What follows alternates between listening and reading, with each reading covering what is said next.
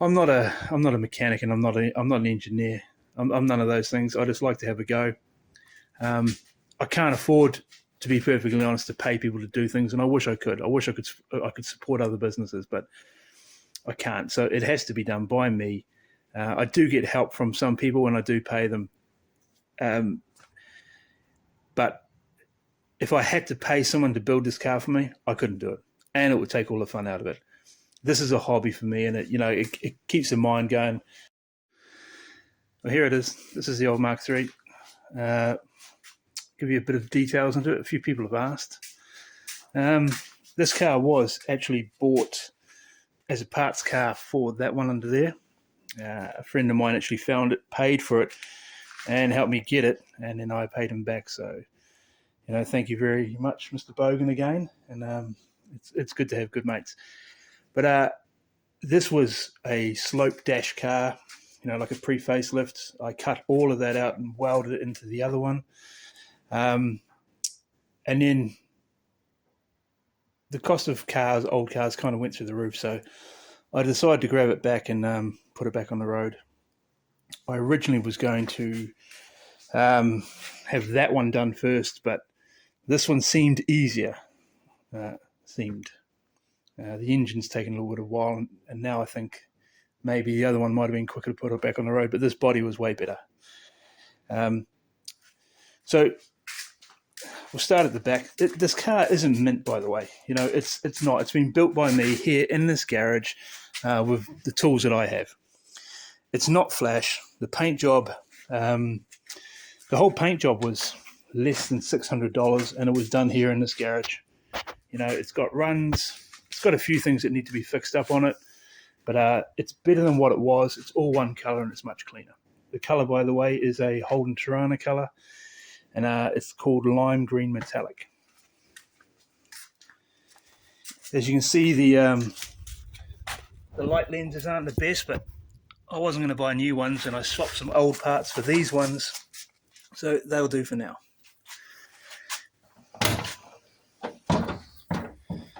I did get new carpet for it though. There's a little sub in there, battery box over there. The tools are still in it as well, which is pretty nice. All in all, this body wasn't too bad.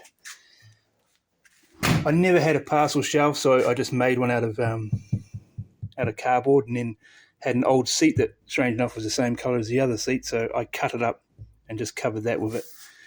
The old speaker boxes, I've managed to get those lights to work as well, and then I just retrofitted new speakers into it. As you can see, the roof lining is coming away, and it was duct taped up. I probably will duct tape it up again. Because I've got little kids as well, and I've got to go for a cert here in New Zealand, I put Mark 5 gear seatbelts in it. And some of the seatbelt parts were donated by people as well, which is nice. All in all, the interior isn't too bad. It's I bought this off a friend of mine, Jesse, for $200 a few years back, and I'm so glad I did. It's got dead mat sound deadening underneath, new carpets. As you can see, the roof lining's pretty screwed. The seats aren't mint, but they're pretty good. There's a couple of rips and stuff in them, but it'll do me. The fuel system in this car is a Cortina fuel tank with a XR6 turbo in-tank pump into it, and I just retrofit them in there. They're cheap, they handle up to 300 horsepower, and if they shit themselves, you can replace them for another one for $50.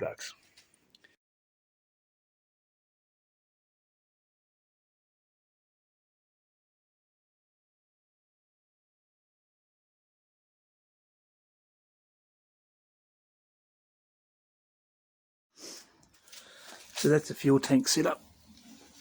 That is XR6 turbo fuel pump. It's more than enough. It's like 150 litres or something, or it's enough for 300 brake horsepower. And you've got your feed, your return, and your breather. And I just put that straight in there. But that's it. I sunk the little box in there so it sits below. And it should be plenty enough room for it to not be hit. And then if it ever fails, you just drop the straps, drop the tank, and replace it with another $60 fuel pump. Pretty good, pretty cheap.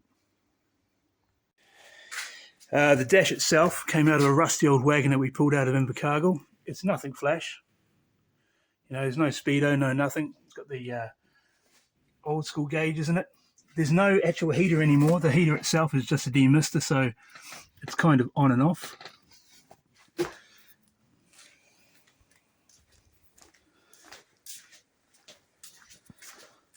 All of the controls for the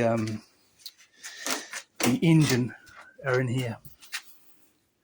Oh yeah, I put speakers in here as well because there's no heater. It's just a demister. So in there you've got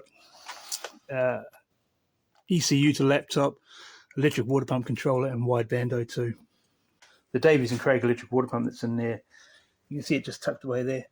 That takes care of all of the cooling issues. You know, there's no thermostat in this engine now. You just set a temperature on the controller in the glove box, and then when it gets up there, it turns on the fan. It keeps the temperature. It will pulse the water through. It'll speed the water up, and you can even have it to the point where when you turn the car off, it'll still keep water flowing through the engine, so you don't get any heat soak.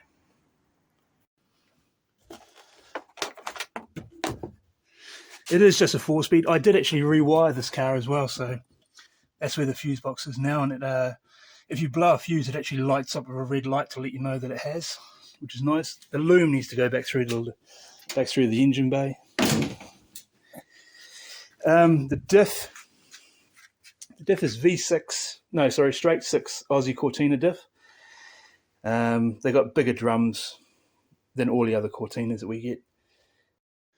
As I said before, these Aussie 6-cylinder diffs are, I think they're like a 9-inch drum, but the pads themselves are like 52 millimeters wide instead of 35. They're quite a hefty diff and quite good brakes actually.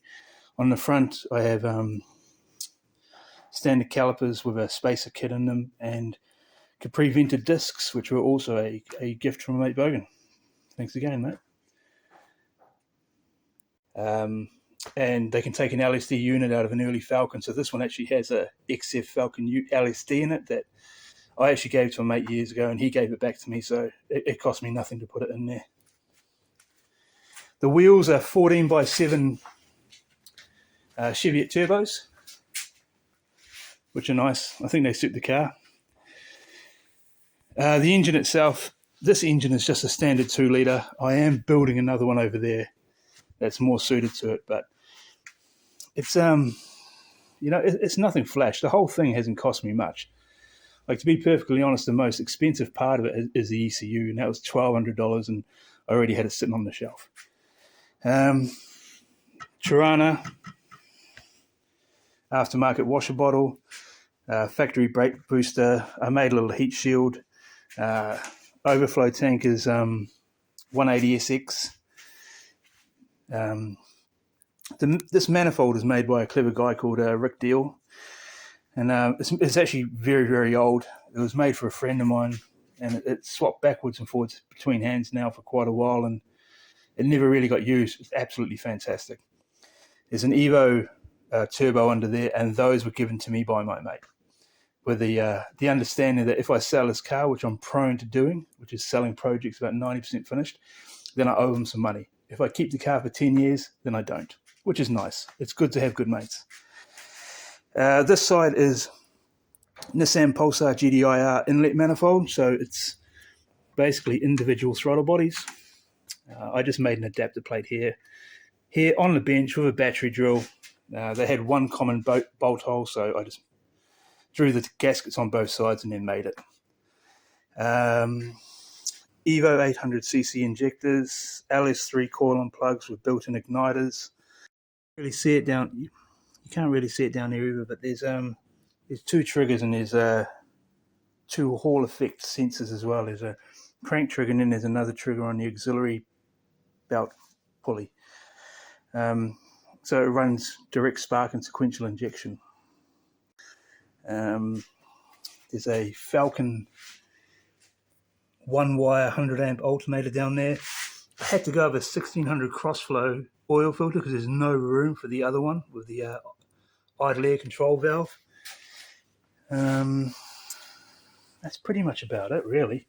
It's nothing special. It's just something I had in my mind that I thought I could make.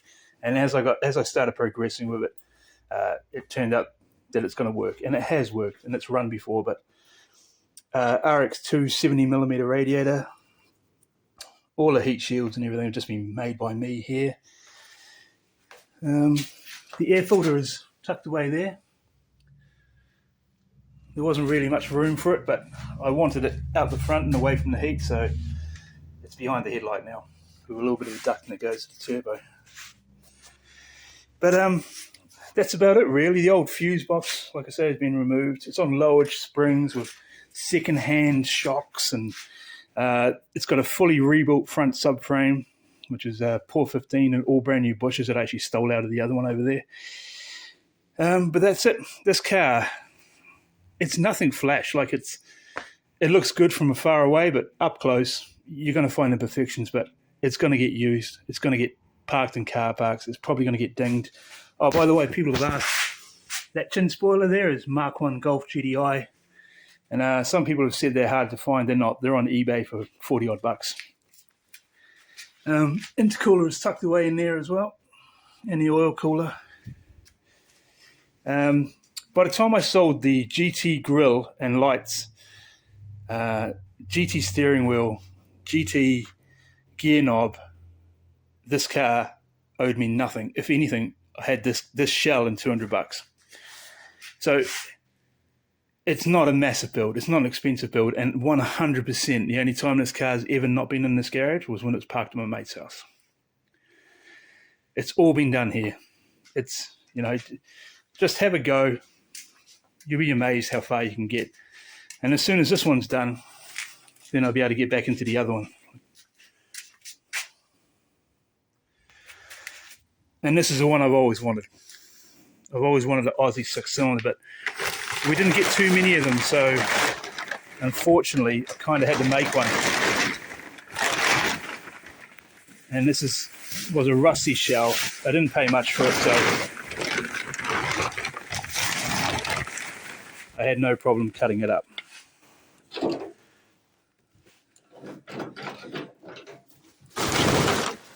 There's a XY GT bonnet scoop just tucked away on there.